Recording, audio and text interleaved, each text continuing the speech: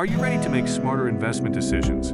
Discover how to choose and assess the top stocks in the market, focusing on the Magnificent Seven. Find out which of these tech giants could be a game changer for your portfolio.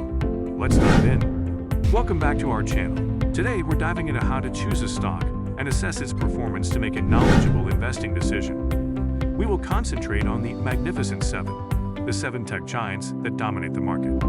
The Magnificent Seven. These companies, Apple, Microsoft, Amazon, Alphabet, Meta, Tesla, and NVIDIA, are leaders in innovation and growth. But how do you pick the right one for your portfolio? Criteria for choosing a stock. When deciding on a stock, consider the company's financial health, growth potential, valuation, management, and market position. Let's break these down with real numbers.